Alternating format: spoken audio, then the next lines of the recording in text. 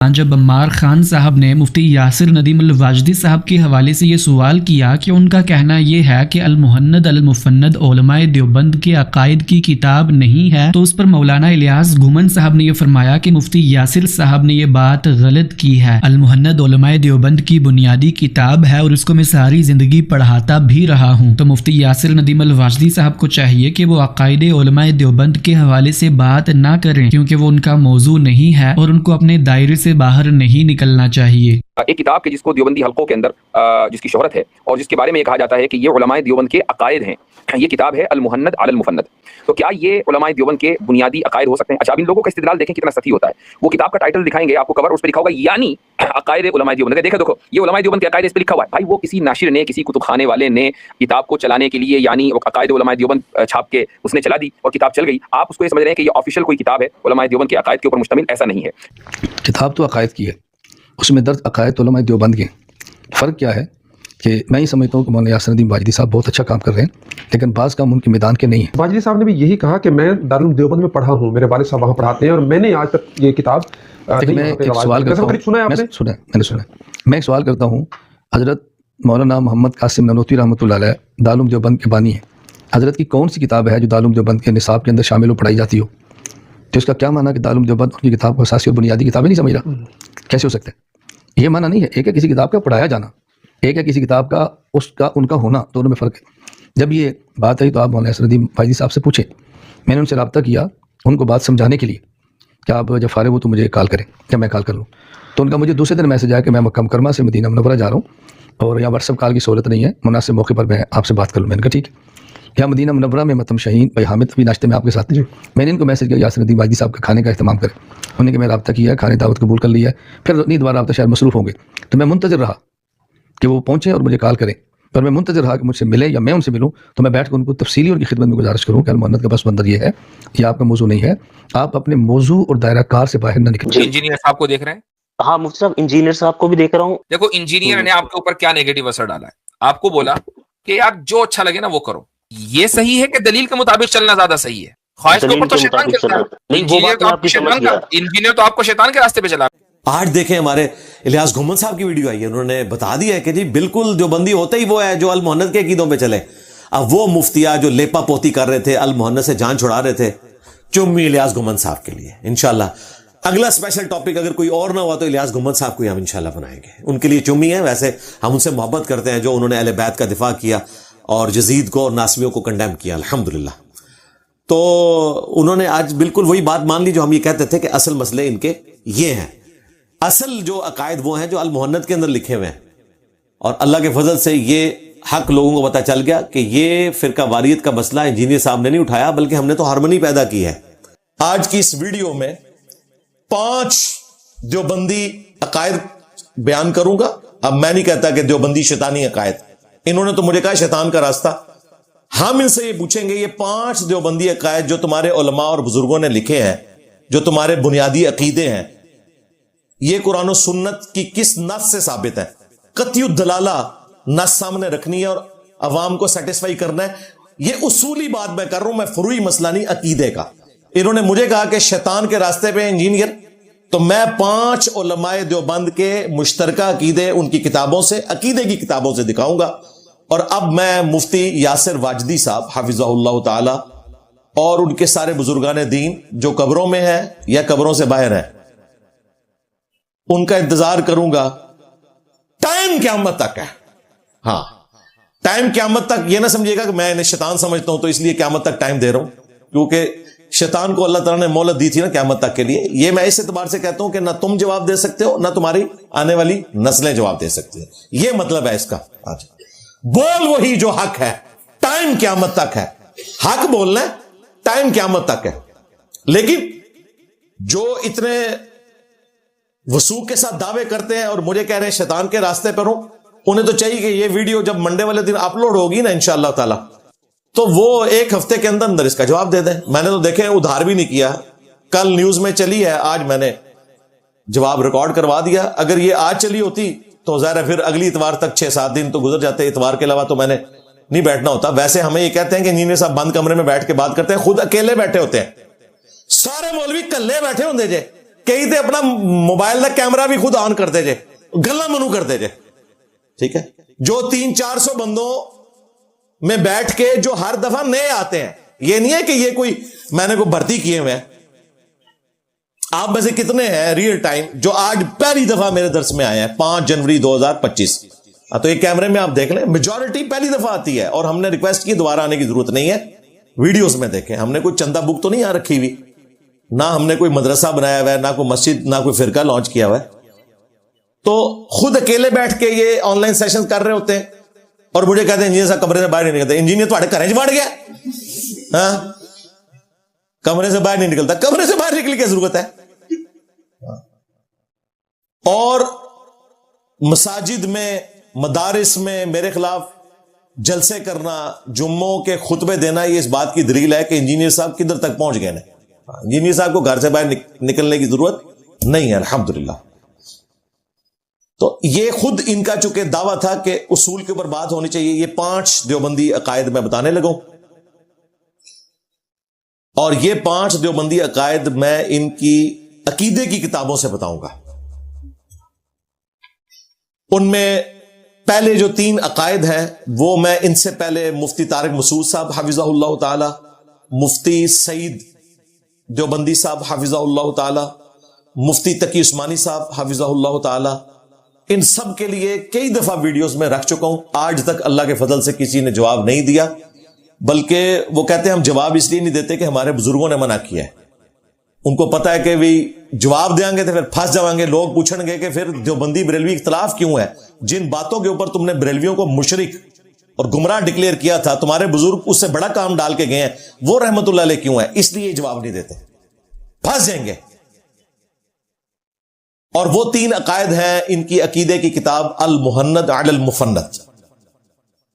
ویسے خلیل احمد سہارنپوری صاحب بھی خوش ہو جان گے, انجینئر صاحب میری کتاب کا اینی دفعہ تسی نام لیا ہے کہ میرے علماء دیوبند نے بھی اتنی قدر نہیں کی جتنی تسی کیتی ہے. بڑی مہربانی تسی کتاب لکھی ہے جی. 1905 میں حسام الحرمین لکھی اعلی حضرت احمد رضا بریلوی صاحب نے. ایگزیکٹ اسی سال میں اسپیشل تھیوری آف ریلیٹیوٹی کا پیپر پبلش ہوا تھا آئنسٹائن کا,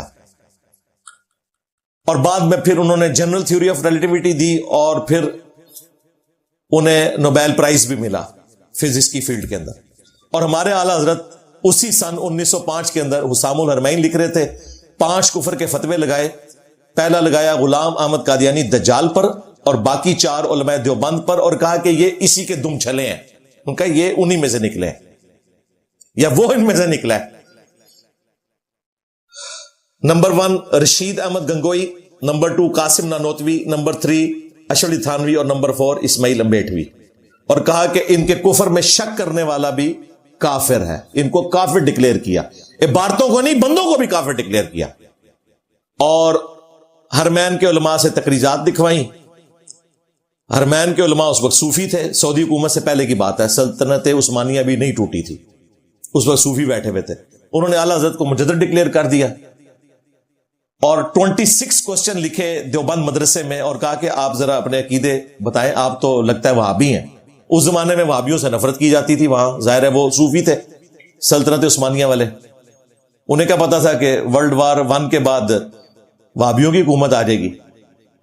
تو خلیل احمد سہارنپوری نے پھر ان 26 کوسچنز کے جوابات دیے عربی کے اندر, اردو ترجمے کے ساتھ انہوں نے خود پرنٹ کر دی ہوئی ہے.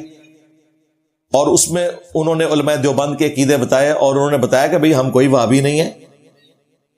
اور مقدمہ ہی دیکھیں اتنا عجیب لکھا, انہوں نے کہا کہ ہم اب اگر آپ سے کوئی پوچھے آپ کون ہیں, تو آپ پہلے کہیں گے ہم اللہ کو مانتے ہیں, اس کے رسول کو مانتے ہیں, اہل البیت کو, صحابہ کو. انہوں نے کسی کا ذکر نہیں کیا, انہوں نے کہا ڈائریکٹ لکھا. انہوں نے کہا ہم عقائد میں پیروکار ہیں ابو المنصور ماتوریدی اور ابو الحسن اشعری کے, اور فروع میں ہم پیروکار ہیں امام حنیفہ رحمۃ اللہ علیہ کے. اللہ رسول کا نام ہی کوئی نہیں. بالکل ٹھیک کیا, جو تھے انہوں نے بتایا, سلوٹ ہے, یہی کرنا چاہیے تھا. وہ تو ہم سے کو پوچھتا ہے تو ہم کہتے ہیں جی اللہ کو مانیں گے, اس کے رسول کو مانیں گے, کتاب اللہ کو مانیں گے, سنت کو مانیں گے, اور اس کا ریٹن ریکارڈ صحیح الاسناد حدیث کو مانیں گے، اہل البیت کے اقوال کو مانیں گے، صحابہ کرام کے فتاووں کو مانیں گے، پھر تابعی تبع تابعی، یہ تو ہم نے کہنا ہے. اور ڈائریکٹ انہوں نے وہ کہا، اور پھر انہوں نے غصہ پہلے تو نکالا احمد بریلوی پر، کیونکہ انہوں نے کتاب لکھی تھی حسام الحرمین، حرمین کی تلوار. انہوں نے کتاب کا نام رکھا المحند علی المفند، ہند کی تلوار ایک پاگل سٹیائے ہوئے بابے کے سر کے اوپر. مفند کہا اعلی حضرت کو، اور مجھے وہ ضمناً یاد آ گیا، تقی عثمانی صاحب نے ایک درس حدیث میں کہا کہ اللہ نے ہمارے اکابرین کو ایسا بنایا تھا کہ جو انہیں کافر کہتے تھے وہ ان کا نام بھی احترام سے لیتے تھے اور اپنے ماننے والوں کو ڈانٹ دیتے تھے کہ تم نے احمد بریلوی کے ساتھ مولانا کیوں نہیں لگایا. ہمارے حضرت حکیم الامت مولانا تھانوی رحمۃ اللہ علیہ کے سامنے ایک شخص نے کہا کہ جی احمد رضا بریلوی نے تو یہ بات لکھی ہے، اس طرح کہہ دیا. آپ جانتے ہیں کہ مولانا احمد رضا خان بریلوی جو ہیں انہوں نے ہمارے اکابر کے خلاف کفر کے فتوے دیے، تو حضرت نے ڈانٹا ہوں کہ تم ایسے نام کیوں لے رہے ہو احمد بغیر کسی تعظیمی لقب. مولوی کہتے، مولانا کہتے، مولانا احمد رضا خان بریلوی کہتے، تم نے صرف احمد رضا خان بریلوی کیوں کہا؟ گو یعنی گویا اس کو بھی ان کی توہین سمجھا اور ٹوکا کہ ٹھیک ہے تمہارے خلاف دوسرے مسلک کے آدمی ہیں، ہمارے اوپر فتوے بھی لگائے، لیکن ہم اپنی زبان کو گندا نہیں کریں گے، ہم اپنی زبان سے ان کی توہین نہیں کریں گے. تو اللہ تبارک و تعالیٰ نے ہمارے اکابر کو ایسا بنایا کہ اپنی زبان کو ہمیشہ دائرے میں رکھتے. تو میں نے عرض کی تھی تقی عثمانی صاحب، یہ جو جھوٹا دفاع آپ اشرف علی تھانوی کا کر رہے ہیں، اشرف علی تھانوی نے جب المحند علی المفند پہ سگنیچر کیے اور لکھا کہ میں ہوں اشرف علی تھانوی حنفی چشتی، اس وقت نہیں ان کو خیال آیا کہ میں کس کتاب کے اوپر یہ سگنیچر کر رہا ہوں. اس کتاب کا نام ہی ہے المحند علی المفند، اور مفند انہوں نے پاگل بابا احمد بریلوی کو کہا ہے، اور اس میں لکھا احمد بریلوی اور ان کی پوری جماعت ایک شیطانی لشکر ہے جو ہم پہ حملہ آور ہوا. ہم علماء دیوبند رضی اللہ عنہم پر، 14ویں صدی کے مولویوں کو رضی اللہ عنہم، جیسا کہ شیاطین حملہ آور ہوتے تھے انبیاء کے اوپر، اندازہ کریں کیا نسبتیں جوڑی ہیں. جب وہ شیطانی لشکر کہہ رہے تھے اور ان کے سرغنا کو شیطان کہہ رہے تھے، اس وقت تو سگنیچر کر دیے شری تھانوی نے بھی اور باقی علماء نے بھی. اس وقت نہیں خیال آیا کہ میں نے مولانا لکھنا ہے ان کے ساتھ، انہیں احترام دینا ہے. اللہ نے ہمارے اکابرین کو ایسا بنایا تھا. مفتی صاحب اللہ نے آپ کے اکابرین کو ایسا بنایا تھا. المفند کہتے تھے وہ اپنے مخالفین کو. لو سامو، اچھا یہ لو سامو جو ہے نا، بعض لوگ پوچھ رہے ہوتے ہیں اس کا مطلب کیا ہے. اس کا مطلب یہ ہے کہ یہ میری دلیل سنبھالو، تمہیں سمجھ آ جائے گی. اور یہ صحابہ کرام کا بھی تکیہ کلام تھا. سلمہ ابن اکوا کے بارے میں بخاری مسلم دونوں میں آتا ہے، صحیح مسلم میں تفصیل کے ساتھ ہے. جب وہ چند مرتدین نبی علیہ السلام کے اونٹ چرا کر لے گئے تھے تو یہ پیدل بھاگتے ہوئے کئی میل کا سفر انہوں نے کیا. ان جیسا کوئی بھاگ نہیں سکتا تھا. جس طرح آج کل آپ میراتھن کہتے ہیں نا، یہ تھے سلمہ ابن اکوا رضی اللہ تعالیٰ عنہ. تو انہوں نے اس وقت پھر ان کو چیلنج دیا تھا اور بولا تھا خذھا، لو سامو خذھا، یعنی آپ اس کو سنبھال کے بتانا. یہ صحابہ کرام کی سنت ہے. لو سامو بھی ثابت ہو گیا جی، لو سامو خذھا، ٹیک اٹ، انگریزی میں آپ کہیں گے ٹیک اٹ. تو یہ سلمہ ابن اکوا رضی اللہ تعالیٰ عنہ، انہی کے بارے میں وہ الادب المفرد میں امام بخاری لے کے آئے نا کہ جب دو تابعین انہیں ملنے کے لیے آئے تو انہوں نے کہا یہ وہ دو ہاتھ ہیں جن سے میں نے نبی علیہ السلام سے بیعت اور مصافحہ کیا تھا. وہ تابعین کھڑے ہوئے، انہوں نے ان کے ہاتھوں کو چوم لیا. وہ تھے سلمہ ابن اکوا. نبی علیہ السلام نے کہا کہ ہمارے جو پیدل والے مجاہدین ہیں ان میں سلمہ ابن اکوا جیسا کوئی نہیں ہے. نبی علیہ السلام کے بڑے لاڈلے تھے. یہ مجھے ضمناً یاد آ گئی ایک چیز. تو علماء دیوبند نے شیطانی لشکر ڈکلیئر کیا احمد بریلوی صاحب کو، اور پھر اس وقت کے صوفی علماء کو یہ ثابت کرنے کے لیے کہ ہم وہابی نہیں ہیں، کہا کہ ہم تو وہابیوں کو، اہل حدیث کو خوارج سمجھتے ہیں. خارجی کہا. آج ریالوں کے چکر میں ایک ہیں. ایون امام کعبہ بھی آگے دیوبند میں بھی نماز پڑھاتا ہے اور جماعت اسلامی کے مرکز میں بھی نماز پڑھاتا ہے. حالانکہ ان کے بڑوں نے जमात इस्लामी वालों की तो मैं बात नहीं कर रहा, देवबंदियों के बड़ों ने इन्हें खारजी डिक्लेयर किया हुआ है, आज तक खारजी लिखा हुआ है अल मुहन्नद में भी, और उससे पहले फतावा शामी जो दुर्र मुख्तार के ऊपर हाशिया है, जिसे रद्दुल मुख्तार भी कहते हैं, ये वही बदबख्त है ना जिसने फतवा दिया है उसी फतावा शामी में कि कोई अगर अपने पेशाब से और खून से सूरह फातिहा का तावीज माथे पर लिखे और उसे यकीन हो कि शिफा हो जाएगी तो कर सकते हैं। ये वो बदबख्त है। इब्न अब्दीन शामी 1252 हिजरी में अपने अंजाम को पहुंचा। तो उसी फतावा शामी के अंदर उन्होंने मोहम्मद बिन अब्दुल वहाब साहब और उनकी पूरी जमात को कहा कि ये खवारिज का टोला है और अल्लाह ने इनकी शौकत तोड़ दी। अब इब्न अब्दीन शामी जब जिंदा था उस वक्त तो वहाबी हुकूमत को शिकस्त हो गई थी, लेकिन उसे नहीं पता कि मरने के बाद वो हाकिम है और आज तक हाकिम है। सरकार शौकत टूटी कोई नहीं, बहाल हो चुकी है, उनकी हुकूमत आ चुकी हुई है वहाबियों की वहां पे। ये जवाब दिए और अब इनका यह दावा है कि जी उलमाए हरमैन ने आला हजरत के हक में जो फतवे दिए थे वो वापस ले लिए। बिल्कुल झूठ बोल रहे हैं। एक मौलवी था, उसने भी फतवा वापस नहीं लिया, उसने विड्रॉ किया। उसने कहा कि मुझे नहीं पता, हो सकता है ये गलत बयानी कर रहा हो। ये नहीं कहा कि इबारतें कुफरिया नहीं है, ना ना ना ना, वो इल्म गैब का इख्तलाफ हुआ उसका आला हजरत के साथ। अदरवाइज आला हजरत को एंडोर्स करने वाले उलमा, सूफी उलमा उस वक्त के हरमैन के और हैं, अल मुहन्नद अल मुफन्नद को एंडोर्स करने वाले और हैं। हाँ, वो कायम है, दो पार्टियां कायम है अपनी जगह। हाँ, उस वक्त चंद सूफी देवबंदियों को सपोर्ट करते थे, चंद वहाबियों को करते थे। और अल मुहन्नद आप पढ़ के देखें तो आपको देवबंदी बरेलवियों का फर्क ही नहीं नजर आएगा। आपको नजर आएगा ये बरेलवियों से ज्यादा उन सूफियों के अकीदों के ऊपर है देवबंदी, क्योंकि उन्होंने जस्टिफाई करना था अपने अकायद और नजरियात को। वो एक अलग से टॉपिक है।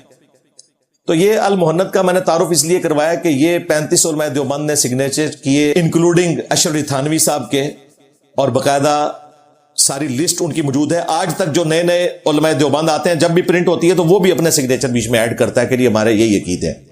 जो देवबंदी हयाती ग्रुप है ये अल मुहन्नद अल मुफन्नद, उसमें से मैं 3 अकीदे बताने लगूं और 2 अकीदे और बताऊंगा, फिर इसको हम क्लोज कर देंगे इंशाअल्लाह गुफ्तगू को। अकीदा नंबर 1, उन्होंने कहा कि हम बुजुर्गों की कब्रों और सीनों से फैज लेने के कायल हैं, लेकिन उस तरीके पे नहीं जो अवाम का है। यानी अवाम वो उस वक्त बरेलवियों को कह रहे थे कि बरेलवी जाके कब्र से मांगते हैं, हम भी कायल हैं कब्रों से और सीनों से फैज निचोड़ने के, टीके के जरिए नहीं, रूहानी तरीके से। उस तरीके पे नहीं जो अवाम में है, बल्कि उस तरीके पे जो खवास में राइज है। अब ये देखें कितनी डिप्लोमेटिक एक स्टेटमेंट है इनकी कि पता ही ना चले कि इस फैज लेने को उन्होंने जायज कहा या नाजायज कहा है, ताकि कोई कहे ना आप कब्रों से फैज के कायल हैं तो उसको कहें देखें हमने कहा है कि हम अवाम वाले तरीके को नहीं मानते, ये गलत है बिल्कुल। और जो कहे जी आपने नाजायज लिख दिया है कि बुजुर्गों की कब्रों और सीनों से कोई फैज नहीं मिलता, हो कहेंगे देखें हमने ये कहा है कि अवाम का तरीका गलत है, हमने कहा खवास से तो हम कायल हैं। ये मकारियां करते हैं। ये बारे शरीयत में भी लिखा है कब्र का तवाफे ताजीमी करना हराम है, अलबत्ता अगर बरकत के लिए गिरदे मजार फिरे तो जायज है। देखा, अगर कोई आपने लिख दिया कि ये तवाफे ताजीमी जो है वो कब्र का हराम है, वो कहेंगे नहीं देखें हमने बाद में लिखा है कि गिरदे मजार बरकत के लिए फिर सकते हैं। और अगर कोई पूछ ले कि ये गिरदे मजार आप फिरने को जायज कह रहे हैं, इससे तो कब्र परस्ती खुल जाएगी, तो कहेंगे पीछे पड़े हमने लिखा है कि कब्र का तवाफे ताजीमी हराम है। ये 2 नंबरियां सिर्फ हम पकड़ सकते हैं। उसकी वजह ये है कि वो भी क्या दिन थे, हम भी एक जिन थे। आज हम देव हैं, इन जिनों के भी प्यो हैं, बल्कि देव के भी प्यो हैं, देवबंद अला। और ये बिगॉटन बाप की मैं नहीं बात कर रहा, बल्कि एक उस्ताद की हैसियत से तफन्नुन के तौर पे ये बात करो। बाज बरेलवियों ने कहा जीनी साहब ने आपको जिन कहते हैं, और भाई तुम्हें भी जिन ही कह रहा हूं ना, मैं पहले बरेलवी था ना। ये कहते हैं जी द्यो है, द्यो तो शैतान को कहते हैं। हाँ बिल्कुल, वो देवबंद को कहते हैं शैतानी ग्रोह, द्यो शैतान और बंद ग्रोह। और भाई ये तफन्नुन के तौर पे बात हो रही है। अगर तुम अपने आप को शयातीन मानते हो اور اس کے بعد مجھے تم شیطان کہتے ہو تو مجھے کوئی اعتراض نہیں ہوگا. یہ تفنن کے طور پہ بات ہو رہی ہوتی ہے. تو اس طرح کی سٹیٹمنٹ دی. جب میں نے یہ عقیدہ ہائی لائٹ کیا تو کوئی جواب دینے کے لیے تیار نہیں ہوا, نہ مفتی طارق مسعود صاحب, نہ تقی عثمانی صاحب. سب کہتے رہے سامنے بٹھاؤ سامنے بٹھاؤ سامنے بٹھاؤ. بھئی میرے سامنے بیٹھنے سے, میرے فیض سے کوئی علم کے چشمے رواں ہو جانے ہیں آپ کے؟ جواب دو, بورے کھولو, جواب دو. جواب دینے میں پھنستے تھے کیونکہ اگر اس کو مانیں گے تو لتر کھائیں گے بریلویوں سے. بریلوی کہیں گے جناب انہی باتوں پہ تم ہمیں مشرک کہتے تھے, اور اہل حدیث کہیں گے ہم تو پہلے ہی کہتے تھے یہ دونوں بھائی ہیں, ایک جیسے نے. تو یہ ان کا مسئلہ تھا. اور اگر یہ نہیں مانتے تو میرا مقدمہ درست نکلے گا کہ ان کے بزرگ سارے گمراہ تھے. اس لیے یہ بولتے ہی نہیں ہے کہ یہ پکڑے جائیں گے کہ ماں تھاریاں بولیاں نے میں نہیں بولی, اور تھتے یہ بھی پکڑے جان گے, بھی تھتے ہی نے, تھاریاں بولیاں نے. اے تھارے اس واسطے نہیں بول دے, پکڑے جان گے. بیچ میں ابھی پچھلے دنوں نا مفتی طارق مسعود صاحب حافظہ اللہ نے کوشش کی کہ نہیں انجینئر صاحب غلط رنگ دے رہے ہیں, ہم قبروں سے جو فیض کے قائل ہیں نا, مراد یہ کہ آپ کسی بزرگ کی قبر پہ جا کے دعا مانگے, اللہ سے ہی آپ نے مانگنا ہے, بزرگ سے نہیں مانگنا. اور اس طریقے سے دیکھیں حضرت عمر نے بھی خواہش کا اظہار کیا تھا کہ مجھے قبر رسول کے ساتھ دفن کیا جائے. ہم اس قسم کے فیض کو مانتے ہیں قبر سے, ہم یہ قبروں سے مانگنا نہیں. تو میں نے کیا کہا تھا, نہ جھوٹ بولنا بند کرو. تمہارے اشرف علی تھانوی حکیم الامت نے ارواح ثلاثہ کتاب حکایات اولیاء کے نام سے لکھی. اس میں انہوں نے خود لکھا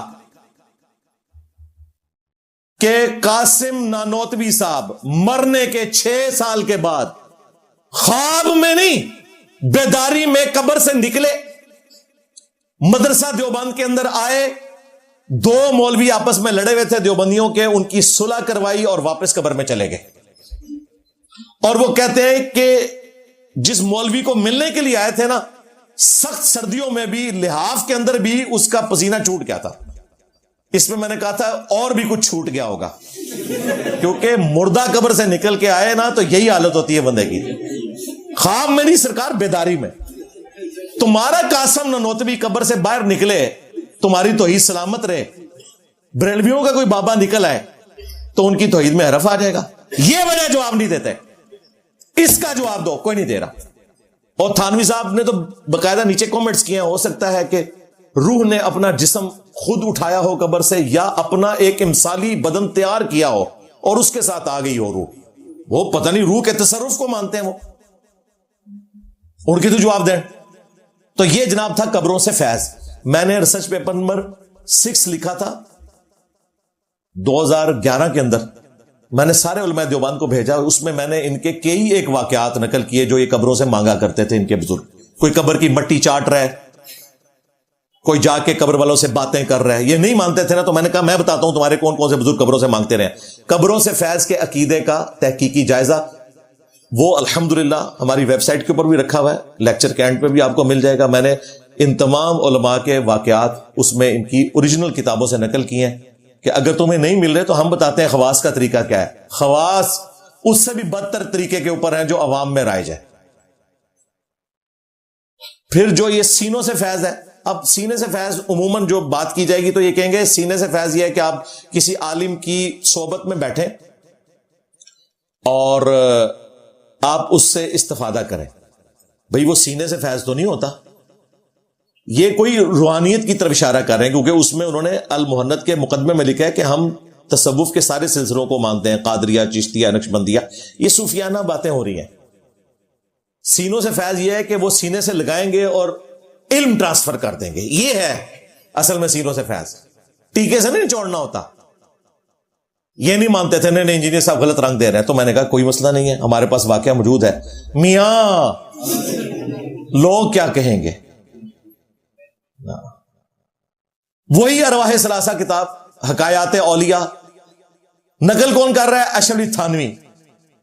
15-16 سال کا ایک ٹین ایجر بچہ اشرف علی تھانوی, اس ٹائم معصوم سا بچہ, اور اس کے سامنے مدرسے میں 2 داڑیوں والے یہ کام کر رہے ہیں سب کے سامنے. مشکل سے 16 سال عمر تھی اشرف علی تھانوی کی جب قاسم نانوتوی صاحب دنیا سے چلے گئے. اس کا مطلب ہے کہ اس سے پہلے کا واقعہ ہے. بچوں کے سامنے ان کے بڑے یہ کرتے رہے اور نقل کر رہے ہیں شریف تھانوی صاحب آپس میں فحش مذاق بھی کر لیا کرتے تھے اور مفتی صاحب نے کہا کوئی مسئلہ نہیں ہے, فریکنس تھی, آپس میں فحش مذاق بھی کر لیا کرتے تھے. تو حکایات اولیاء ارواح ثلاثہ میں وہ لکھتے ہیں کہ ایک دن کوئی جلسہ سا مدرسے میں سجایا ہوا تھا, ایک ماحول انہوں نے, وہاں پہ اسٹوڈنٹس بھی موجود تھے. تو رشید احمد گنگوئی صاحب نے قاسم نانوتوی صاحب کو پبلکلی چارپائی پہ لٹایا اور کہا کہ میاں ہمارے قریب آؤ, اس چارپائی پہ لیٹ جاؤ, چت لیٹ جاؤ. اور پھر وہ اس کے ساتھ لیٹے اور کہتے ہیں پھر کروٹ ان کی طرف کی اور عاشق صادق کی طرح ان کے سینے پہ ہاتھ رکھا فیض دینے کے لیے یا لینے کے لیے. ایسے غلیظ قسم کے الفاظ ہیں, وہ ہم ڈسپلے کرا دیں گے تو وہ آپ خود ہی پڑھ لیجئے گا. اور وہ چیخ رہے ہیں قاسم نانوتوی صاحب, میاں لوگ کیا کہیں گے, آپ بچوں کو کیا سکھا رہے ہو؟ تو ان کا لوگوں کو کہنے دو جو کہتے ہیں, دیوبند دماغ بند. یہ ان کا نظریہ یہی ہے نا. اللہ کا شکر ادا کریں کہ آج کل کا کوئی جلسہ نہیں تھا, ویڈیو بن رہی ہوتی تو کیا ہوتا ہے. کہتے ہیں انجینئر صاحب مذاق اڑاتے ہیں ہمارے بزرگوں کا, دیکھیں وہ سال لٹائی ہے نا, کروٹی کی ہے نا, سینے پہ ہی ہاتھ پھیر ہے نا, اور اس میں الفاظ ہیں عاشق صادق کی طرح, جیسے تسکین حاصل کرتا, پتہ نہیں کیا کیا الفاظ لکھے میں. تو میں نے کہا اللہ کے بندو, پبلکلی اتنا ہی ہو سکتا تھا, اور کیا کرتے وہ, اور جو انہوں نے کیا وہ بعد میں بتا دیا. پھر عاشق الہی میٹھی ہوتا نہ ہی عاشق سیجے انہوں نے اسٹوڈنٹ ہی, اس نے تذکرۃ رشید احمد گنگوئی صاحب کے حالات زندگی اکٹھے کیے ہیں ایک جگہ. وہ کہتے ہیں جی رشید احمد گنگوئی صاحب نے خواب میں دیکھا کہ قاسم نانوتوی صاحب دلہن کی شکل میں ان کے پاس آئے ہیں اور پھر ان کا آپس میں نکاح ہوا. نکاح ہوا, اور پھر مرد و عورت کو جو ایک دوسرے سے فائدہ پہنچتا ہے وہ بھی پہنچا. وہی جو آپ سمجھ رہے ہیں, وہ کہتے ہیں پہنچ گیا فائدہ. اور کہتے ہیں اس کی تعبیر یہ ہے کہ قاسم نانوتوی کے مرنے کے بعد رشید احمد گنگوئی صاحب نے ان کے اسٹوڈنٹس کی تربیت کرنی تھی, تو یہ خواب میں دکھایا گیا. اللہ دے بندے ہو, کسی نے خواب ویکھیا بھی سی, انہوں بیان کرنا پھر لکھنا, جو پوری دیہڑی سوچ دے پٹھا وہی تمہیں خواب ہی نظر آتا ہے. یہ کون سا رحمانی خواب تھا؟ قاسم نانوتوی دلہن کی شکل میں آیا. یہ نہیں انہوں نے کہا میری دلہن قاسم نانوتوی کی شکل کی ہے, وہی قاسم نانوتوی جس کو انہوں نے مدرسے میں لٹایا تھا وہ ان کو خواب میں بھی نظر آتا ہے دلہن کی شکل میں. یہ ہے سینوں سے فیض. تو دیکھیں میں ان کا پیپر ہی آؤٹ کر رہا ہوں. اگر یہ بھاگیں گے کہ سینوں سے فیض یہ نہیں یہ ہے, تو میں بتا رہا ہوں کہ یہ ہے. اب اس کا جواب انہوں نے کیا دینا ہے آگے سے, جواب کا بھی جواب میں نے پہلے ہی ریکارڈ کروا دیا ہے. یہ پہلا عقیدہ تھا, شیطانی عقیدہ نہیں, دیوبندی عقیدہ. دوسرا عقیدہ دیوبندی, اسی المحند علی المفند میں وہ کہتے ہیں کہ نبی صلی اللہ علیہ وآلہ وسلم کی قبر مبارک اللہ کے عرش اور کرسی سے افضل ہے. یہ انہوں نے سٹیٹمنٹ لکھی, نہ کوئی قرآن کی آیت نہ کوئی حدیث, یہ کلیم کیا. اور جب کوئی پوچھتا ہے کہتے ہیں نہیں آپ نبی الاسلام کی شان کو نہیں مانتے. اور بھائی شان کو ہم مانتے ہیں, لیکن یہ عقیدہ تم نے کہاں سے نکالا؟ بزرگوں نے لکھا. اور بزرگوں کو چھوڑو بھائی, عقیدہ تو اصولی مسئلہ ہے, اس کے لیے ثبوت قطعی الدلالہ ہونا چاہیے, نص قطعی سے ثابت کرو. کیا صحابہ کرام کا یہ عقیدہ تھا؟ صحیح بخاری میں حدیث موجود ہے, حضرت عبیدہ تابعی رحمہ اللہ تعالی سے ابن سیرین تابعی نے کہا کہ میرے پاس نبی الاسلام کا ایک بال مبارک ہے جو مجھے انس بن مالک نے دیا تھا گفٹ. تو وہ عبیدہ تابعی کہتے ہیں کہ اللہ کی قسم میرے پاس رسول اللہ کا ایک بال ہونا دنیا اور جو کچھ دنیا میں ہے اس سے بڑھ کر مجھے محبوب ہے. تو صحابہ اور تابعین کے پاس تو نبی الاسلام کے بال مبارک تھے.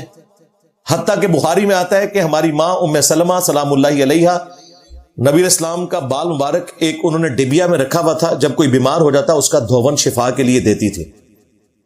کیا کسی صحابی اور تابعی نے یہ دعویٰ کیا کہ نبی الاسلام کا یہ بال مبارک اللہ کے عرش اور کرسی سے افضل ہے؟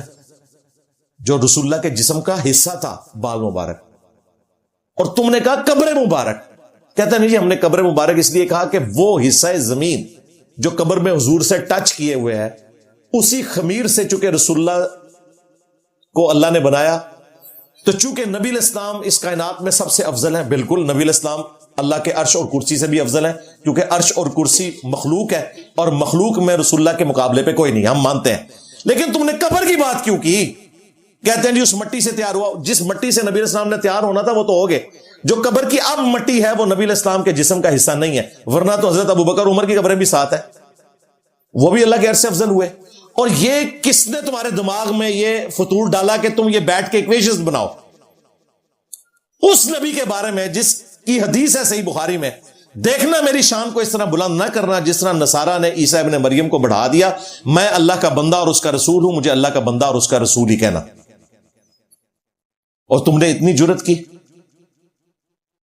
دوسری طرف بخاری مسلم میں حدیث ہے, نبی الاسلام کی وفات کے جب دن قریب آئے, آپ بیماری کے عالم میں, اما عائشہ سلام اللہ علیہا کہتی ہیں کہ بار بار چہرے اقدس سے چادر کو ہٹاتے تھے اور کہتے تھے لعن اللہ الیہود والنصارى اتخذوا قبور انبیائہم مساجدا.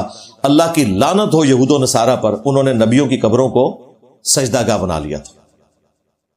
اور اما عائشہ کے الفاظ ہیں, اگر ہمیں یہ خطرہ نہ ہوتا کہ لوگ رسول اللہ کی قبر پہ سجدے شروع کر دیں گے تو ہم نبی الاسلام کی قبر مبارک کو زیارت کے لیے اوپن چھوڑ دیتے, لیکن ہمیں خطرہ تھا کہ لوگ سجدہ کریں گے, اس لیے قبر مبارک کو اوپن نہیں چھوڑا.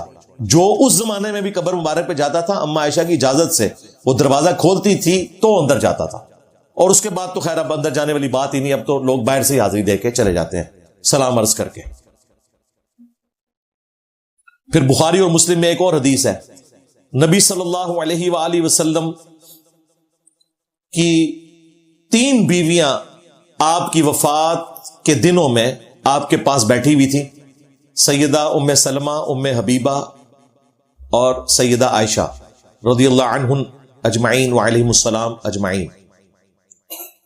تو انہوں نے آپس میں بات کی, ام حبیبہ اور ام سلمہ نے, یہ 2 سینئر تھیں اور انہوں نے ہجرت مدینہ سے پہلے ہجرت حبشہ بھی کی ہوئی تھی اپنے ایکس ہسبینڈز کے ساتھ اس زمانے میں. تو وہ ذکر کر رہی تھی جب ہم حبشہ گئے تھے تو ہم نے ایک گرجا دیکھا تھا ماریا نام کا, جہاں پر کچھ تصویریں لٹکی ہوئی تھی. تو نبی الاسلام اس تکلیف کے عالم میں بھی اٹھ کے بیٹھ گئے. آپ نے کہا یہی ان کی خرابی تھی, جب کوئی نیک آدمی فوت ہو جاتا تھا تو اس کی قبر کے اوپر وہ تصویریں لٹکا دیتے تھے اور پھر وہاں پہ سجدے شروع کر دیتے تھے. یہ لوگ قیامت والے دن بدترین مخلوق بنا کر اٹھائے جائیں گے جو اس طریقے سے عمل کیا کرتے تھے. اندازہ کریں جس نبی کی یہ تعلیمات ہوں وہاں پہ آپ یہ رسک لیں گے کہ نبی الاسلام کی قبر اطہر جو ہے وہ اللہ کے عرش سے افضل ہے. بیسیکلی یہ وہی صوفیوں کو جو ایک کمپیرزن کروانے کا شوق آتا ہے نا, شان الوہیت کا اور شان رسالت کا. چونکہ قرآن میں آیا نا الرحمن علی العرش استوى, رحمان اپنے عرش پر مستوی ہوا جیسا کہ اس کی شان کے لائق ہے. تو رحمان اپنے عرش پہ ہے, اس کی ہم مثال نہیں بیان کریں گے جس طرح میں کرسی پہ بیٹھا ہوں, جیسا کہ اس کی شان کے لائق ہے. لیس کمثلہ شیء, اس کی مثل کوئی شے نہیں. تو پیرلل میں انہوں نے کہا کہ عرش پہ اللہ تعالیٰ مستوی ہے اور قبر رسول میں نبی الاسلام ہے, نبی الاسلام کی قبر مبارک اللہ کے عرش سے بھی افضل ہے. یہ پیچھے مینٹالٹی تھی, وہی شرکیہ جو عقائد و نظریات ہیں.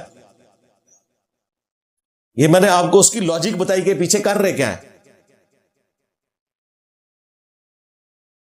پھر کہتے ہیں جی نہیں وہ ہم کہہ رہے ہیں وہ حصہ زمین جو حضور کے ساتھ ٹچ ہے.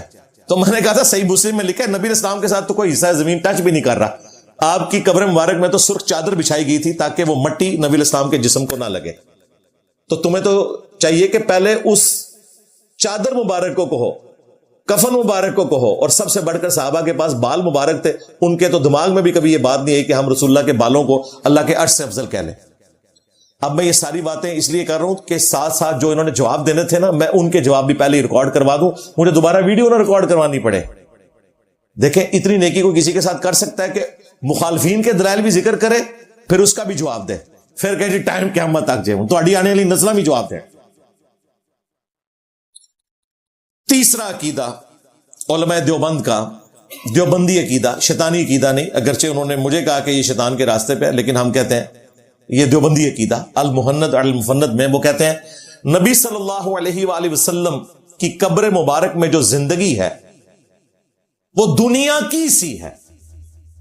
ہم کہتے ہیں جی یہ دنیاوی زندگی تو ثابت نہیں، وہ کہتے ہیں نہیں دنیا کی سی. یہ وہی طریقہ واردات ہے، الفاظ ایسے لکھنے. ہم برزخی مانتے ہیں لیکن دنیا کی سی ہے. ہم کہتے ہیں دنیا کی سی سے کیا مراد؟ وہ کہتے ہیں جی چونکہ جسم عطر قبر مبارک میں سلامت ہے اس لیے وہ دنیا کی سی ہوئی. بھئی جسم عطر سلامت ہے لیکن وہ جسم عطر سانس نہیں لے رہا، وہ کھانا نہیں کھا رہا، وہ ٹوائلٹ نہیں جا رہے، وہ آخرت کی زندگی میں ہے. آخرت کا رزق ان کو ملتا ہے جس کا اس دنیا کے ساتھ کوئی تعلق نہیں ہے. وہ برزخ کی زندگی ہے. وہ کہتے ہیں آپ کی بات ٹھیک ہے لیکن دنیا کی سی ہم نے اس لیے کہا. ہم نے اس پہ بھی کہا نا، جھوٹ بول رہے ہو تم. تمہارے شیخ زکریا کاندلوی نے فضائل حج میں لکھا، باپا جانی نے فضائل سنت میں لکھا، اور مفتی تقی عثمانی صاحب نے ویڈیو میں یہ واقعہ بیان کیا ہے. درس حدیث میں یہ جعلی واقعہ بیان کر رہے ہیں. تو مورخین نے لکھا ہے کہ جو ہی یہ شعر پڑھے تو روضہ اقدس میں سے نبی کریم سرور دو عالم صلی اللہ علیہ وسلم کا دست مبارک ظاہر ہوا، اور ہزاروں انسانوں نے یہ نظارہ کیا کہ دست مبارک ظاہر ہوا. احمد کبیر رفاعی رحمۃ اللہ نے دست مبارک کو بوسہ دیا اور دست مبارک پھر واپس کر. اتنا عظیم الشان واقعہ ان کے ساتھ پیش آیا، اور یہ مورخین نے متعدد تاریخوں میں لکھا ہے، اور لکھا ہے کہ ہزارہ افراد کی موجودگی میں یہ واقعہ پیش آیا. اب تو کوئی گنجائش نہیں رہے گی. کیا واقعہ؟ وہ کہتے ہیں نبی علیہ السلام کی وفات کے 550 سال کے بعد 555 ہجری میں شیخ احمد رفاعی جو عبد القادر جیلانی کے خلیفہ تھے قبر رسول پہ حاضر ہوئے اور عرض کیا کہ میں مصر سے آیا ہوں. نعتیہ شعر کہا، پہلے میری روح وہاں سے آستان اقدس پہ حاضری دیتی تھی، آج میں خود آیا ہوں تو اپنا ہاتھ مبارک باہر نکالے، میں اس کی زیارت کرنا چاہتا ہوں، بوسہ دینا چاہتا ہوں. کہتے ہیں 90,000 لوگوں کی موجودگی میں نبی علیہ السلام نے خواب میں نہیں بیداری میں قبر عطر سے ہاتھ باہر نکالا، شیخ احمد رفاعی نے بوسہ دیا، اور کہتے ہیں اس منظر کو 90,000 لوگوں نے دیکھا. ایویں جعلی گل ہے. قبر مبارک سے ہاتھ جب باہر نکلے گا تو 90,000 لوگ تو دیکھ ہی نہیں سکتے. اس سے بڑا جھوٹ یہ کہ 90,000 کا مجمع اس وقت مسجد نبوی میں آتا ہی نہیں تھا. اور پھر کہتے ہیں عبد القادر جیلانی بھی موجود تھے، انہوں نے بھی یہ منظر دیکھا. اور بدبختی یہ کہ عبد القادر جیلانی نے چومیا کوئی نہیں، مرید نے چوم لیا احمد رفاعی نے، پیر نے نہیں چومیا. یہ واقعہ چینج کرو، اس میں لکھو کہ سب سے پہلے مرید احمد رفاعی نے ادب کیا اور کہا کہ شیخ صاحب آپ پہلے چومے، یہ آپ کے وسیلے سے مجھے سب کچھ ملا ہے. ادھر یہی کرتے ہیں نا، کہتے ہیں پہلے پیر کا حق ہے. وہ پیر نو بھول ہی گیا، وہ واقعی جعلی سی. نہ عبد القادر جیلانی نو پتا تھا نہ احمد رفاعی نو پتا. اب میں سوال کرتا ہوں کہ یہ بیداری کا واقعہ جو تم نے لکھا تو تم نے بتا دیا کہ تم نبی علیہ السلام کو بالکل دنیا والی حیات میں مانتے ہو.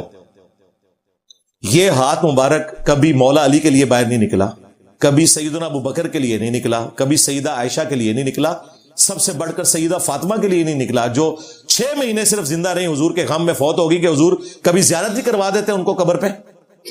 اما عائشہ جب جنگ جمل کے لیے نکلی اس وقت نبی علیہ السلام اسی حجرے مبارک سے نکل کے گئی تھی، ان کو روک لیتے ہاتھ مبارک سے کہ نہ جاؤ، بعد میں تم نے اس کے اوپر جو شرمندہ ہونا ہے یہ کام ہی نہ کرو. سیدہ عائشہ سلام اللہ علیہا کو نبی علیہ السلام نے نہیں روکا. تو جو چیزیں یہ بعد میں کلیم کر رہے ہیں جو لوگ حقدار تھے ان کے حق میں نہیں ہے، اس کا مطلب ہے یہ باتیں ساری کی ساری جعلی ہیں، جھوٹی ہیں. اور اس سے قطعاً کو یہ نہ سمجھے کہ ہم نعوذ باللہ من ذالک حیات النبی جو برزخی ہے اس کے قائل نہیں ہیں. یہ مماتیوں کے ساتھ جب ڈسکشن کرتے ہیں تو یہ سمجھتے ہیں کہ ہم بھی وہ والا عقیدہ رکھتے ہیں. نعوذ باللہ. ہم کہتے ہیں نبی علیہ السلام کی قبر مبارک اگر آج بھی کھودی جائے آپ ویسے ہی ہیں جیسا کہ آپ کو دفنایا گیا تھا پہلے دن. کوئی جسم مبارک حرکت نہیں کر رہا ہوگا، کوئی سانس نہیں چل رہی ہوگی، لیکن جسم مبارک بالکل سلامت ہوگا. اور اس عقیدے کی جڑ قرآن میں ہے، سورہ سبا کی آیت نمبر 14 میں، کہ حضرت سلیمان علیہ السلام لاٹھی کے سہارے بیٹھے تھے، اسی حالت میں فوت ہو گئے. کئی ہفتے گزر گئے، کئی مہینے گزر گئے، کیونکہ دیمک ایک دن میں نہیں چاٹتی، ان کی لاٹھی کو دیمک چاٹتی رہی، حتیٰ کہ لاٹھی ٹوٹی تو ان کا جسم اطر نیچے آیا. تو حضرت سلمان علیہ السلام کا جسم اطہر وفات کے بعد بھی قرآن میں لکھا ہوا ہے کہ کتنا عرصہ سلامت رہا. ابو داؤد کی حدیث تو الگ سے ہے نا، ان اللہ حرم علی الارض ان تاکل اجساد الانبیاء، بے شک اللہ تعالیٰ نے حرام کیا ہے نبیوں کے حق میں کہ مٹی ان کے جسموں کو کھائے، مٹی کبھی نہیں ان کے جسموں کو کھائے گی. اس کے علاوہ بھی کافی ساری روایتیں ہیں، مصنف ابن ابی شیبہ میں موجود ہے، فضل الصلاۃ علی النبی کے اندر موجود ہے.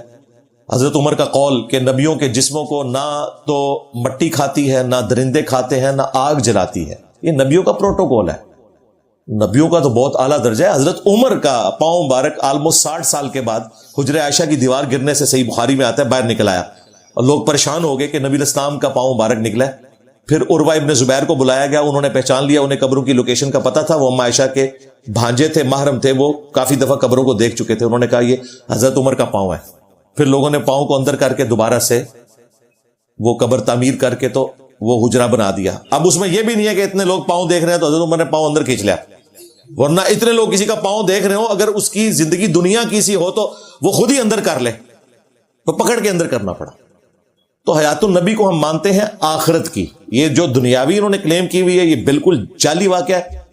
سیدنا عمر فاروق رضی اللہ تعالیٰ عنہ کے بارے میں صحیح بخاری میں آتا ہے کہ جب ان کے زمانے میں قحط پڑ جاتا تو وہ عباس ابن عبد المطلب کے وسیلے سے اللہ کے حضور دعا کرتے اور کہتے اللہم انا کننا نتوسل الیک بنبینا صلی اللہ علیہ وآلہ وسلم، اے اللہ پہلے پہر ہم تیرے نبی کے وسیلے سے تیری طرف متوجہ ہوتے تھے، ان کی دعا کی برکت سے تو بارش نازل فرماتا تھا، اب ہم تیرے نبی کے چچا کو لے کے آئے، ان کی دعا کی برکت سے بارش نازل فرما.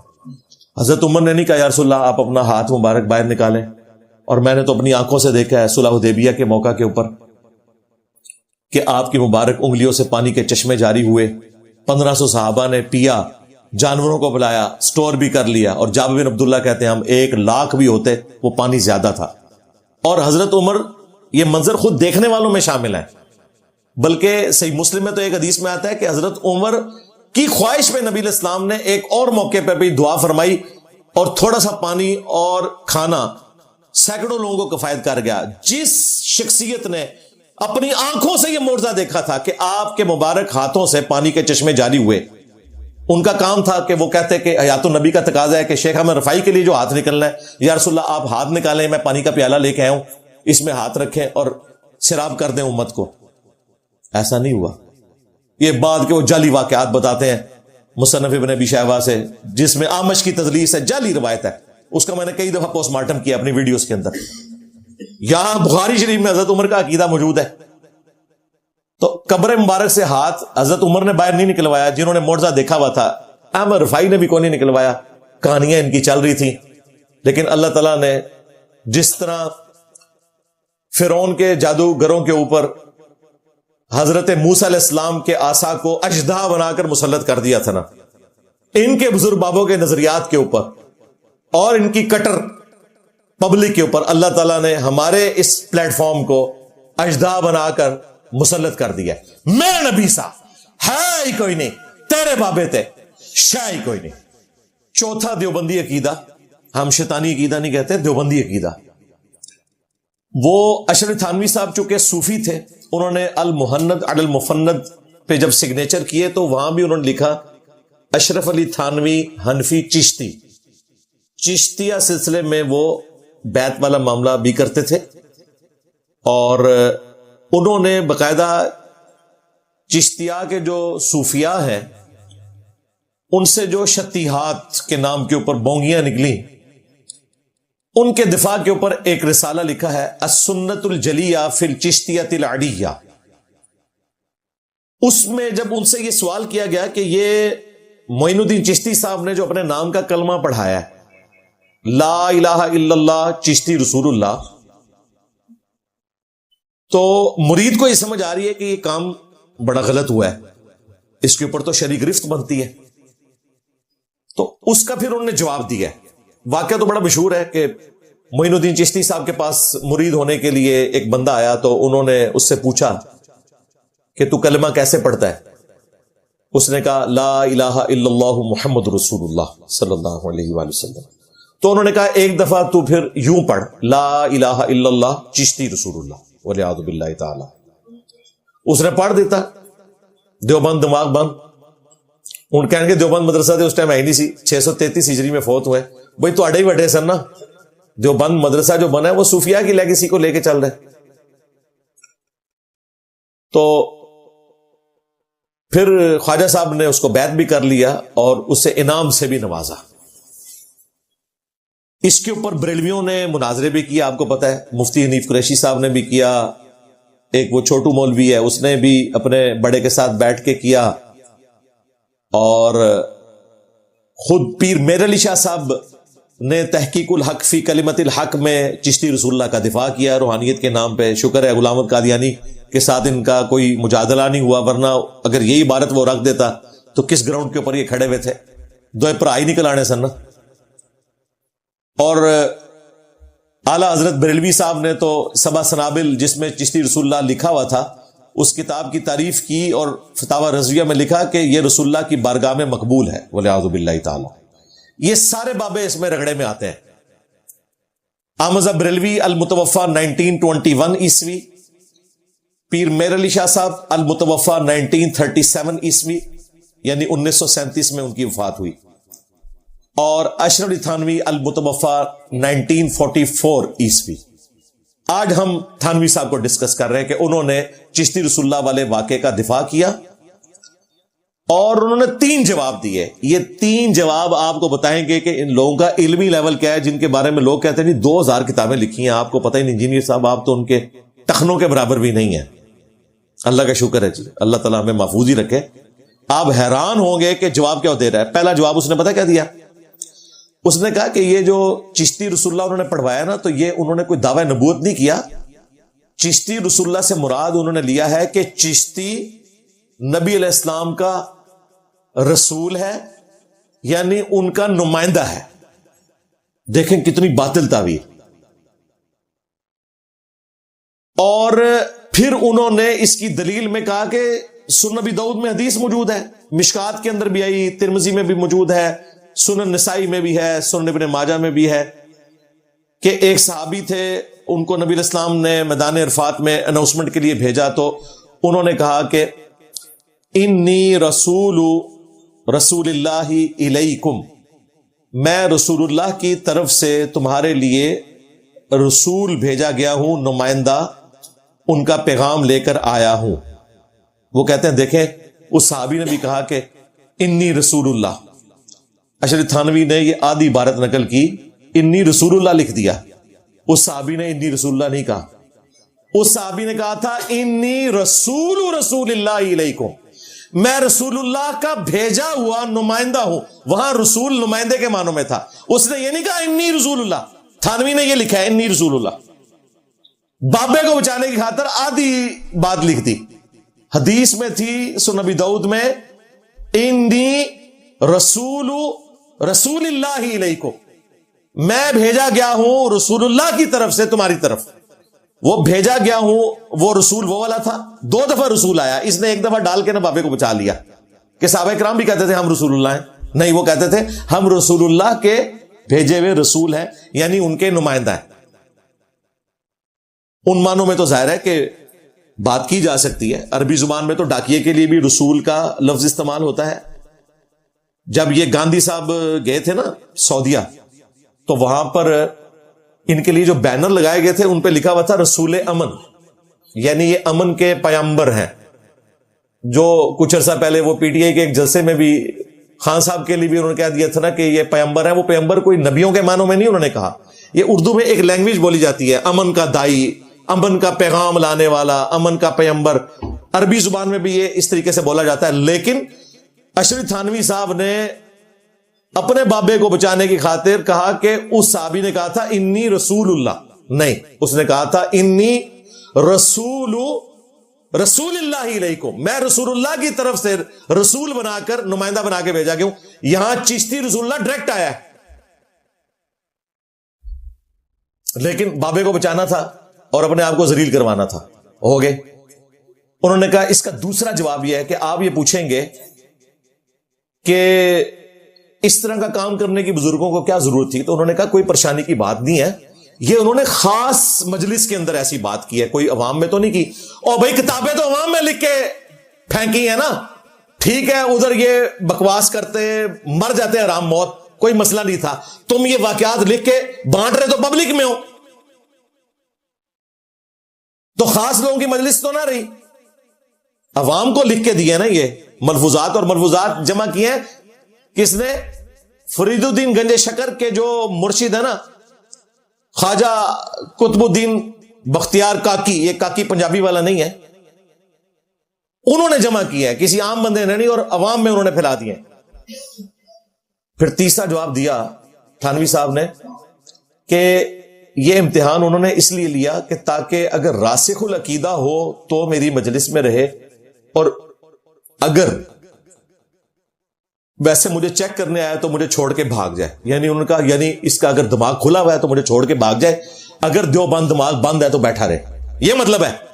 مجھے بتائیں کوئی مسلمان آپ کو کوئی آ کے کہ, میں آپ کو سمجھانے کے لیے بات کر رہا ہوں, آج اگر پیپلز پارٹی کے کسی نمائندے کو کوئی کہے کہ تم زرداری رسول اللہ پڑھو, وہ نماز بھی نہ پڑھتا ہو, کہے گا زرداری صاحب میں تھوڑی گل نہیں مننی. یا خان صاحب کے ماننے والے خان رسول اللہ, یا نواز شریف صاحب کے ماننے والے نواز رسول اللہ, ناٹ ایٹ آل. تو کہتے ہیں یہ چیک کرتے تھے اس طریقے سے کہ وہ واقعی ہمارے قابل ہے کہ نہیں, دماغ مکمل طور پہ بند ہوا ہے کہ نہیں, پھر انہوں مرید کریے. ہاں ظاہر ہے یہی مطلب ہے. راسخ العقیدہ, کتنا موٹا لفظ بولیں گے. اللہ کے بندو, حضرت ابو بکر, عمر, عثمان و علی رضی اللہ عنہم اجمعین علیہم السلام اجمعین نے کبھی اپنے ناموں کا کلمہ پڑھوایا راسخ العقیدہ چیک کرنے کے لیے؟ تم لوگوں کو شرم بھی نہ آئی, اور الٹا آج تک دفاع کر رہے ہیں.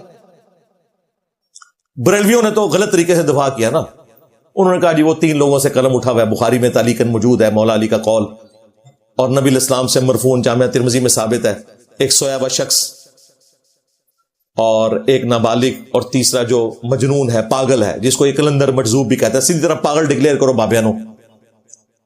تو وہ پیش کرتے ہیں, یا مسلم شریف سے وہ حدیث پیش کرتے ہیں, ایک توبہ کرنے والے کی جو مثال نبی الاسلام نے بیان کی, اس کے اینڈ پہ آتا ہے کہ اس نے خوشی میں کہا کہ اے اللہ تو میرا بندہ میں تیرا رب, حالانکہ کہنا تھا کہ میں تیرا بندہ تو میرا رب.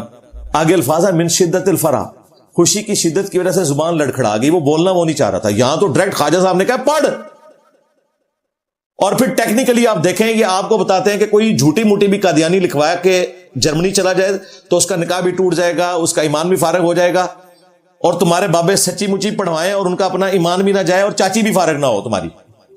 ہونا تو چاہیے تھا کہ وہ چاچو چشتی کہتا, چشتی چاچو, کہ پہلے تو میں اپنی جڑی چاچی تیری فارغ ہوئی ہے میں نکاح دوبارہ کراں گا, بلکہ چاچیاں ہوں گیا, ایک سے زیادہ ہی کرتے تھے, چاچیاں میں پہلے سنبھالاں گا اور پھر میں خود بیعت کروں گا, کیونکہ میری بیعت ٹوٹ گئی, میں نے کفر تجھ سے بکوایا تھا, تو اس کی وجہ سے میری اپنی بیعت ٹوٹی, میں خود پہلے بیعت کروں گا پھر تجھے مرید کروں گا. ٹیکنیکلی سپیکنگ تصوف کی لائن میں وہ بیعت بھی نہیں کر سکتا تھا. کہتے ہیں بعد میں کہہ دیا نا کلمہ وہی تھا. بھائی اس طرح کہنے سے توبہ نہیں ہوتی, پہلے کہنا پڑے گا میں نے کفر بکوایا تھا, میں توبہ کرتا ہوں اور خود کلمہ پڑھ کے مسلمان ہوتا ہوں, اپنا تجدید نکاح بھی کرتا ہوں, تجدید بیعت بھی کرتا ہوں, پھر تجھے بیعت کروں گا. تو جعلی بات, جعلی دفاع. 5واں آخری دیوبندی عقیدہ, شیطانی عقیدہ نہیں, دیوبندی عقیدہ. اگرچہ یہ ہمیں کہتے ہیں کہ شیطانی عقائد ہے, نکل رہے کہاں سے؟ وہ الامداد رسالے میں تھانوی رسول اللہ مشہور واقعہ, جس کو یہ کہتے ہیں خواب, الامداد رسالے میں واضح لکھا ہوا ہے وہ خواب بھی تھا, بیداری بھی تھی. اسی لیے جب اس کی تعبیر بیان کی تو تھانوی صاحب نے نہیں کہا کہ آپ کے خواب میں بشارت ہے, کہا اس واقعے میں تسلی ہے, کیونکہ مرید کہہ رہا ہے کہ میں بے اختیار خواب میں اور اس کے بعد جاگنے کی حالت میں بھی پڑھ رہا ہوں اللہم صلی علی نبینا اشرف علی, نعوذ باللہ, اور لا الہ الا اللہ اشرف علی رسول اللہ, اور کہتے ہیں میں جاگا ہوں اس کے باوجود بے اختیار ہوں. کہتے ہیں جی وہ بے اختیار ہے, آپ کو پتہ ہے قلم اٹھا ہوا ہے. بالکل ہم بابی کو نہیں کہہ رہے, بابے کو کہہ رہے ہیں. آج اگر کوئی زرداری صاحب کو, نواز شریف صاحب کو, عمران خان کو خط لکھے کہ میں خواب میں آپ کے نام کا کلمہ پڑھ رہا تھا اور جب میں بیدار ہوا بے اختیار آپ کے ہی نام کا میں کلمہ پڑھ رہا تھا, کوشش میں نے بڑی کی لیکن میری زبان سے آپ کا نام ہی نکل رہا تھا, میں آپ کو وثوق سے کہتا ہوں یہ بھی جرت نہیں کریں گے, یہ کہیں گے کہ بڑی تسلی ہے کہ جو تم نون لیگ کو یا پی ٹی آئی کو یا پیپلز پارٹی کو ووٹ ڈال رہے ہو تم متبع سنت شخص کی پیروی کر رہے ہو. وہ کہیں گے مروان لگا ہوا ہے, لیکن تھانوی صاحب نے نہیں کہا مروان لگا ہے. تھانوی صاحب نے کہا کوئی مسئلہ نہیں, تسلی ہے کہ میں تمہارا پیر چونکہ رسول اللہ کے راستے پہ ہوں, متبع سنت ہوں, اس لیے تم نے میرے نام کا کلمہ پڑھا. اور یہ پتہ تھانوی نے کیوں کہا؟ کیونکہ وہ السنت الجلیہ فی الچشتیۃ العلیہ میں معین الدین چشتی صاحب کے کلمے کا بھی دفاع کر چکا تھا. انہوں نے کہا میرے ایڈے پرانے بابے نے کلمہ اپنے نام دا پڑھوایا تو خالی اتھے فیض رک گیا, میں نہ پڑھواواں اپنے نام دا کلمہ.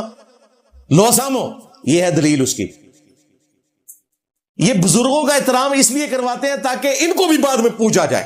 اسے دیکھیں نا حضرت تقی عثمانی, جس طرح ہم کہتے ہیں نا حضرت ابو بکر, حضرت عمر, حضرت تقی عثمانی, تاکہ جب ہم کہیں جائیں تو لوگ ہمیں بھی کہیں کہ حضرت فلانا. تو تھانوی صاحب اپنے بزرگوں کی لیگیسی آگے لے کے چلے ہیں. صرف معین الدین چشتی کا یہ حق نہیں تھا کہ وہ چشتی رسول اللہ پڑھواتا, یہ تھانوی صاحب کا بھی حق تھا کہ ان کے نام کا کلمہ جب ان کے ایک مرید نے پڑھا تو اسے انڈورس کرتے. اپنی جگہ بالکل ٹھیک کیا انہوں نے, پاویں گھوم کھادا نے, لیکن اپنی جگہ ٹھیک کیتا انہوں نے. یہ بیسیکلی وہی تصوف کی لائن ہے. لہٰذا یہ جو بار بار مفتی عبد الواحد قریشی صاحب دھوکہ دے رہے ہیں, اب تو خیر نہیں, وہ اب مان رہے ہیں. اب وہ کہتے ہیں نہیں بعد میں مداری میں بھی پڑھا ہے لیکن وہ بے اختیار تھا. اور بھائی ہم بابی کو نہیں کہہ رہے, بابے کو کہہ رہے ہیں. بابا تو بے اختیار نہیں تھا, اس کی تو عقل ٹکانے تھی نا. اور ایک بڑا خطرناک بابا جے تھانوی, اسی علی امداد رسالے میں 1 سال بعد کا رسالہ ہے, یہ غالباً صفر 1326 ہجری کا ہے اور ایک 1327 ہجری کا ہے یا 1325 ہجری کا. اس میں ایک مرید نے اسے لکھا کہ میں نے خواب میں دیکھا ہے کہ سیدہ عائشہ آپ کے گھر آئی ہیں سلام اللہ علیہا, ہماری ماں. تو پتہ ہے اس نے تعبیر کیا بیان کی؟ کہتے ہیں کہ اس کی تعبیر یہ ہے کہ ان قریب کوئی کم سن لڑکی میرے ہاتھ لگے گی, میں نکاح کروں گا اس سے. دیکھ رہے ماں کو ہیں اور تعبیر کر رہے ہیں بیوی سے. کہتے ہیں نبی الاسلام کے عقد میں جب سیدہ عائشہ آئی تھی تو ان کی عمر بھی کم تھی, تو میرے عقد میں بھی کوئی کم سے لڑکی آئے گی, اور بعد میں ایک شاگردنی سے انہوں نے شادی کر بھی لی. میرا خیال ہے وہ پہلے ارادہ کیے ہوئے تھے کسی مرید کو کیا کہ کوئی خواب ویکھ یار میں بیداری چودہ. ہاں بڑی لمبی پلاننگ کرتا ہے یہ مولوی. اسلام آباد میں دیکھ لے پلاٹ دور دور تک کوئی مکان نہیں بنا ہوتا, ایک مٹکا رکھ کے بیٹھ جاتے ہیں چٹائی بچھا کے, اور 4-5 سال بعد 4 سٹوری بلڈنگ بنی ہوتی ہے, مدرسہ بنا ہوتا ہے, اور مولوی بیٹھا ہوتا ہے, اتنا اس کا پیٹ نکلا ہوتا ہے. اتنی لمبی پلاننگ کر دے جے. تو اب ان سے کوئی پوچھے, جنہیں جمشید صاحب کے پیچھے پڑے تھے سارے, تو میں نے اس وقت بھی یہ حوالہ دیا تھا کہ تھانوی صاحب نے گستاخی کی ہے. جنہیں جمشید صاحب نے کوئی گستاخی والی بات نہیں کی ہے. تھانوی صاحب نے مرید کے خواب کے اوپر بجائے یہ کہنے کہ میرے گھر میری ماں یا ان کی کوئی سہیلی یا میری کوئی خالہ آئے گی, انہوں نے کہا کہ میرے گھر ایک کم سن لڑکی میرے عقد میں آئے گی. یہ بات آج کوئی کرے تو یہ کہیں جی سرطن سے جدا. یہ ساری وہ جو فراڈ تنظیمیں ان کی بنی ہوئی ہیں نا دفاع صحابہ کے نام سے, وہ دفاع صحابہ نہیں ہے, دفاع بنو امیہ ہے. ورنہ دفاع صحابہ تو یہ ہے کہ عمار بن یاسر کا دن منایا جائے اور لوگوں کو بتایا جائے کہ کس رضی اللہ عنہ نے, کس رضی اللہ عنہ کے کہنے پہ عمار رضی اللہ عنہ کو, جس کے ماں باپ اسلام کے پہلے شہداء ہیں, جو اولو العزم اصحاب میں سے ہے, جس کے بارے میں سنن نسائی میں المستدرک الحاکم میں حدیث ہے کہ عمار سر کے بالوں سے پاؤں کے ناخنوں تک ایمان سے پر ہے. اور بخاری میں حدیث ہے عمار کی زبان کو اللہ نے شیطان سے محفوظ کر دیا. کبھی آپ کو عمار بن یاسر کانفرنس نہیں سننے کو ملے گی. امیر معاویہ کانفرنس کریں گے رضی اللہ عنہ, ہم تو احترام سے ہی نام لیں گے, لیکن اللہ کے بندو کہاں عمار بن یاسر اور کہاں یہ فتح مکہ پہ مسلمان ہونے والے لوگ, تم ان کے دن منا رہے ہو اور عمار بن یاسر کا دن ہی نہیں منا رہے. سب فراڈ چل رہا ہے ان کا. یہ دفاع بنو امیہ ہے. تو ان سے میں پوچھوں گا کہ تمہارا تھانوی جو ہے وہ اما عائشہ کے بارے میں اس طریقے سے بات لکھ کے اور خواب کی تعبیر بیان کر کے گیا, اور خواب بھی مجھے لگتا ہے خود ہی گڑوایا اس نے. اب تمہاری غیرت ایمانی نہیں جاگ رہی کہ ہماری ماں کے بارے میں کس طریقے سے وہ لوگ گفتگو کر رہے ہیں؟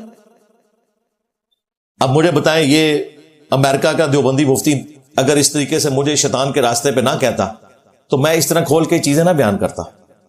انہوں نے مجھے اکسایا نا, تو میں انہیں بتا رہا ہوں کہ اللہ کے بندو, ایک غریب تو بدتمیز تو کوئی گراؤنڈ نہیں, ٹھیک ہے, تو فرقہ 1867 में देवबंद मदरसा बना, इससे पहले दुनिया में कोई मुसलमान देवबंदी नहीं था। कहते नहीं हनफी सूफी थे, ओ भाई हनफी सूफी थे, वो बरेलवियों वाले अकीदे थे उनके सारे। अहमद बरेलवी बिल्कुल सही अलग हुआ है तुमसे, और उसने 1904 में अपना मदरसा बना के उसने हनफियत को बरेलवियत का नाम इसलिए दिया कि तुमने कुछ अकीदे वाबियों से चोरी किए, कुछ जो है सूफियों से चोरी करके, एक तुमने जो है ना वो दोगला मुर्गा होता है ना, एक तो पता है, एक असील होता है, एक टरला होता है, एक दोगला होता है।